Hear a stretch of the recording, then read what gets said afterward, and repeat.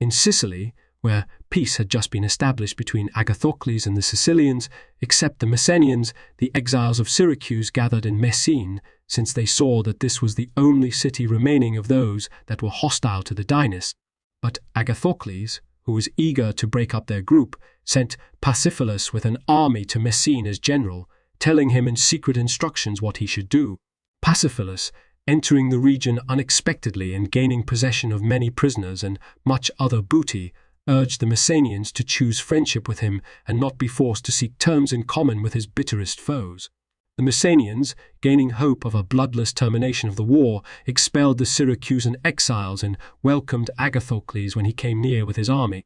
At first, he treated them in a friendly manner and persuaded them to receive back the exiles who were in his army, men who had been legally banished by the Messenians. But then he brought together from Tauromenium and Messene those who had previously been opposed to his rule and put them all to death, being no less than 600 in number, for his intention was to wage war on the Carthaginians, and he was getting rid of all opposition throughout Sicily. When the Messenians had driven out of the city those non-citizens who were most favorably disposed to them and best able to protect them from the tyrant, and saw that those of their own citizens who were opposed to the dynasty had been put to death, and when, moreover, they had been forced to receive back men who had been convicted of crime, they regretted what they had done, but they were forced to submit, since they were completely cowed by the superior power of those who had become their masters. Agathocles first set out for Acragas, intending to organize that city also in his own interest. When, however, the Carthaginians sailed in with 60 ships, he abandoned that purpose, but he entered the territory subject to the Carthaginians and plundered it, taking some of the fortified places by force and winning others by negotiation. While this was taking place, Diodorus, the leader of the Syracusan exiles, sent a message to the Carthaginians asking them to send aid before Agathocles should bring all Sicily under his sway, and he himself, since he had a strong army after receiving those exiles who had been driven out of Messene, dispatched one of his friends, Nymphodorus, with part of the soldiers to the city of the Centauropeni. Although this city was garrisoned by Agathocles, some of its chief men had promised to betray it on condition that the people be given autonomy.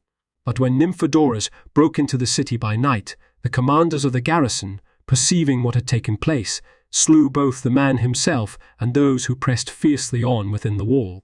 Seizing upon this opportunity, Agathocles brought accusations against the Centauropeni and slaughtered all who were thought to have been guilty of the sedition. While the dynasty was thus engaged, the Carthaginians sailed into the great harbour of Syracuse with 50 light boats. They were able to do nothing more, but falling upon 2 merchant ships from Athens, they sank the ships themselves and cut off the hands of the crews. They had clearly treated with cruelty men who had done them no harm at all, and the gods quickly gave them a sign of this. For immediately, when some of the ships were separated from the fleet in the vicinity of Bretia, they were captured by the generals of Agathocles, and those of the Phoenicians who were taken alive suffered a fate similar to that which they had inflicted upon their captives. The exiles who were with Diodorus, having more than 3,000 foot soldiers and not less than 2,000 mounted men, occupied the place called Galeria, the citizens of their own free will inviting them, and they exiled the followers of Agathocles, but they themselves encamped before the city. When, however, Agathocles quickly dispatched against them Pasiphae and Demophilus with 5,000 soldiers, a battle was fought with the exiles, who were led by Dinocrates and Philonides, each in command of a wing. For some time, the conflict was evenly balanced, both of the armies fighting with zest. But when one of the generals, Philonides, fell and his part of the army was put to flight, Dinocrates also was forced to withdraw. Pasiphae killed many of his opponents during the flight and, after gaining possession of Galeria, punished those guilty of the uprising. Agathocles, on hearing that the Carthaginians had seized the hill called Ecnomus in the territory of Gela, decided to fight them to a finish with his whole army. When he had set out against them and had drawn near, he challenged them to battle, since he was elated by his previous victory. But the barbarians, not venturing to meet him in battle, he assumed that he now completely dominated the open country without a fight and went off to Syracuse, where he decorated the chief temples with the spoils. These are the events of this year that we have been able to discover. When Simonides was archon in Athens, The Romans elected to the consulship Marcus Valerius and Publius Decius. While these held office, Cassander, Ptolemy, and Lysimachus came to terms with Antigonus and made a treaty. In this, it was provided that Cassander be general of Europe until Alexander, the son of Roxane, should come of age, that Lysimachus rule Thrace, and that Ptolemy rule Egypt and the cities adjacent thereto in Libya and Arabia, that Antigonus have first place in all Asia, and that the Greeks be autonomous. However, they did not abide by these agreements, but each of them, putting forward plausible excuses, kept seeking to increase his own power. Now, Cassander perceived that Alexander, the son of Roxane, was growing up, and that word was being spread throughout Macedonia by certain men that it was fitting to release the boy from custody and give him his father's kingdom. And, fearing for himself, he instructed Glacius, who was in command of the guard over the child, to murder Roxane and the king and conceal their bodies, but to disclose to no one else what had been done. When Glacius had carried out the instructions, Cassander, Lysimachus, and Ptolemy, and Antigonus as well, were relieved of their anticipated danger from the king, for henceforth, there being no longer anyone to inherit the realm, each of those who had rule over nations or cities entertained hopes of royal power and held the territory that had been placed under his authority as if it were a kingdom won by the spear. This was the situation in Asia and in Greece and Macedonia. In Italy, the Romans with strong forces of foot and horse took the field against Politium, a city of the Marrucini. They also sent some of their citizens as a colony and settled the place called Interamna. In Sicily, where Agathocles was constantly increasing in power and collecting stronger forces, the Carthaginians, since they heard that the dynast was organizing the cities of the island for his own ends, and that with his armed forces he surpassed their own soldiers, decided to wage the war with more energy. Accordingly, they at once made ready 130 triremes, chose as General Hamilcar, one of their most distinguished men, gave him 2,000 citizen soldiers, among whom were many of the nobles, 10,000 men from Libya, 1,000 mercenaries and 200 Zeugippe from Etruria, 1,000 Balearic slingers, and also a large sum of money, and the proper provision of missiles, food, and the other things necessary for war. After the whole fleet had sailed from Carthage and was at sea, a storm fell suddenly upon it, sank 60 triremes, and completely destroyed 200 of the ships that were carrying supplies. The rest of the fleet, after encountering severe storms, with difficulty reached Sicily in safety.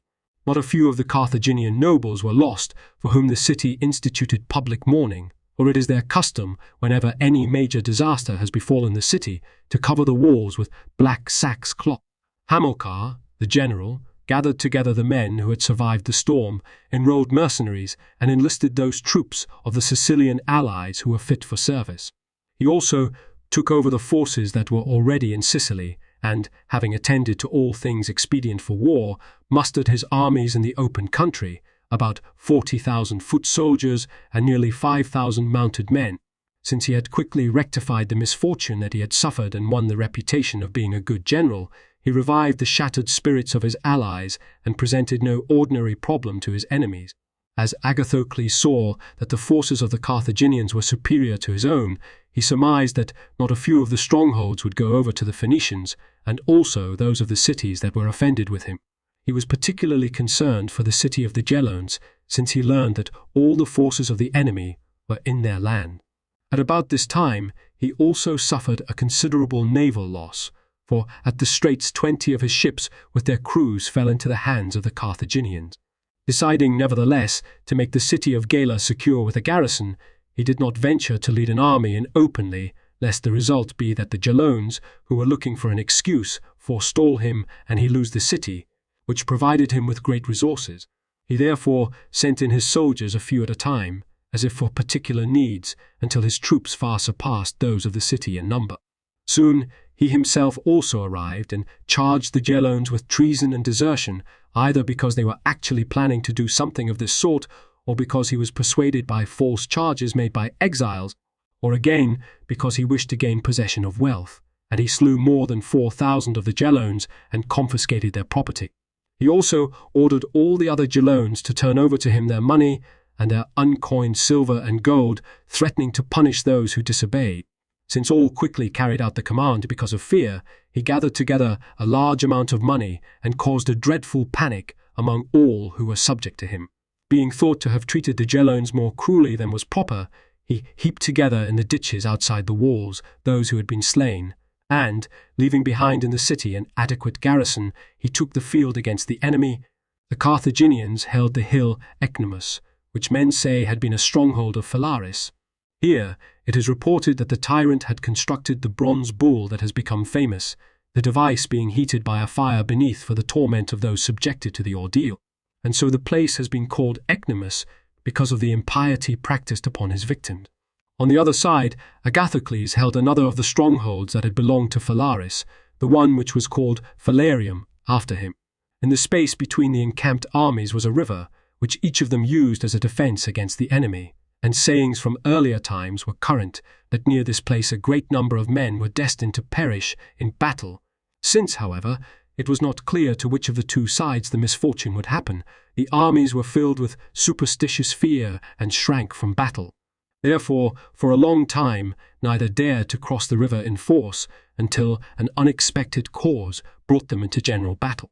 The raids made by the Libyans through the enemy's country aroused Agathocles into doing the same, and while the Greeks were engaged in plundering and were driving away some beasts of burden taken from the Carthaginian camp, soldiers issued from that encampment to pursue them. Agathocles, foreseeing what was about to happen, placed beside the river an ambush of men selected for courage. These, as the Carthaginians crossed the river in their pursuit of those who were driving the beasts, sprang suddenly from the ambush, fell upon the disordered soldiers, and easily drove them back. While the barbarians were being slaughtered and were fleeing to their own camp, Agathocles, thinking that the time had come to fight to a finish, led his whole army against the camp of the enemy. Falling on them unexpectedly and quickly filling up a part of the moat, he overthrew the palisade and forced an entrance into the camp. The Carthaginians, who had been thrown into a panic by the unexpected attack and could find no opportunity for forming their lines, faced the enemy and fought against them at random. Both sides fought fiercely for the moat, and the whole place round about was quickly covered with dead. For the most notable of the Carthaginians rushed up to give aid when they saw the camp being taken and the forces of Agathocles, encouraged by the advantage gained in believing that they would end the whole war by a single battle, pressed hard upon the barbarians. But when Hamilcar saw that his men were being overpowered and that the Greeks in constantly increasing numbers were making their way into the camp, he brought up his slingers, who came from the Balearic Islands and numbered at least 1,000. By hurling a shower of great stones, they wounded many and even killed not a few of those who were attacking, and they shattered the defensive armor of most of them. For these men, who are accustomed to sling stones weighing a mina, contribute a great deal toward victory in battle, since from childhood they practice constantly with the sling. In this way, they drove the Greeks from the camp and defeated them. But Agathocles continued to attack at other points, and indeed the camp was already being taken by storm when unexpected reinforcements from Libya arrived by water for the Carthaginians. Thus again gaining heart, those from the camp fought against the Greeks in front, and the reinforcements surrounded them on all sides. Since the Greeks were now receiving wounds from an unexpected quarter, the battle quickly reversed itself, and some of them fled into the Hymeres River, others into the camp. The withdrawal was for a distance of 40 stades, and since it was almost entirely over level country, they were hotly pursued by the barbarian cavalry, numbering not less than 5,000. As a result, the space between was filled with dead, and the river itself contributed greatly to the destruction of the Greeks. Since it was the season of the dog star, and since the pursuit took place in the middle of the day, most of the fugitives became very thirsty because of the heat and the distress caused by the flight, and drank greedily. And that too, although the stream was salt. Therefore, no fewer men than those killed in the pursuit itself were found dead beside the river without a wound. In this battle, about 500 of the barbarians fell, but of the Greeks no less than 7,000. Agathocles, having met with such a disaster, collected those who had survived the rout, and after burning his camp, withdrew into Geer. After he had given it out that he had decided to set out quickly for Syracuse, 300 of the Libyan cavalry fell in with some of the soldiers of Agathocles in the open country. Since these said that Agathocles had departed from Syracuse, the Libyans entered Geer as friends, but they were cheated of their expectations and shot down. Agathocles, however, shut himself up in Gela, not because he was unable to go safely to Syracuse, but because he wished to divert the Carthaginians to the siege of Gela in order that the Syracusans might quite fearlessly gather in their crops as the season demanded. Hamilcar at first attempted to besiege Gela, but discovering that there were troops in the city defending it and that Agathocles had ample supplies of all kinds, he gave up the attempt. Instead, by visiting the fortresses and cities, he won them over and treated all the people with kindness, seeking to win the goodwill of the Sicilians. And the people of Camarina and Leontini, also those of Catana and Tarumenium, at once sent embassies and went over to the Carthaginian, and within a few days Messene and Abacanum and very many of the other cities vied with each other in deserting to Hamilcar, for such was the desire that came upon the common people after the defeat because of their hatred of the tyrant. But Agathocles conducted what survived of his army to Syracuse, repaired the ruined parts of the walls, and carried off the grain from the countryside, intending to leave an adequate garrison for the city, but with the strongest part of his army to cross to Libya and transfer the war from the island to the continent. But we, following the plan laid down at the beginning, will make Agathocles' expedition into Libya the beginning of the following book. The Loeb editor's notes, 1 continued from chap. 72.2. 2 in chap. 71.6 Messene is included among the cities that made peace with Agathocles. 3, or, following Madvig's reading, urged the Messenians to dissolve their friendship and not to be counted among his bitterest foes. 4, an old friend of Agathocles, he had been spared when the tyrant first established himself in power, chap. 8.6, we do not hear of the occasion of his exile. 5, Centoripa is a city in the interior of Sicily, southwest of Aetna and northwest of Catana. 6, the exact location is not known. 7, for his later treachery in Death Key. Book 20.77 90.2. 8, continued in chap. 106. 9, Simonides was Archon in 311-10 BC. In the Fasti, the consuls of 312 BCE are M. Valerius Maximus and P.E. Decius Mussis Kyle, Pone 130, CP, Livy 9.28. The narrative is continued from chap. 100.7. 10, this Glaucias, who's not to be identified with the Glaucias of chaps. 67.6 and 70.7 had been placed in charge of the guard by Cassander, chap. 52.4, for the murder of Alexander and Roxanne, keep. Justin, 15.25. Pausanias, 9.72. 11 continued in Book 20.19. 12 continued from chap. 101.3. Keep. Livy, 9.28. 8. Diodorus returns to Roman affairs in Book 20.26. 3. 13 continued from chap. 104.4. Keep. Justin, 22.3. 9. Billock, Griechische Geschichte, 42.1. 189, places this campaign in the early summer of 310 BCE. 14, the son of Gisco, not to be confused with the Hamilcar of chaps. 71.6, 72.2, who is now dead. 15, if the text is sound, we must suppose the otherwise unknown Zeugippe to be horsemen who had each an extra horse, like the Amphipoi of chap. 29.2, but perhaps we should read Zeugitas, heavy armed infantry. 16 CP. Chap. 71.6 for the treaty between Agathocles and Gela.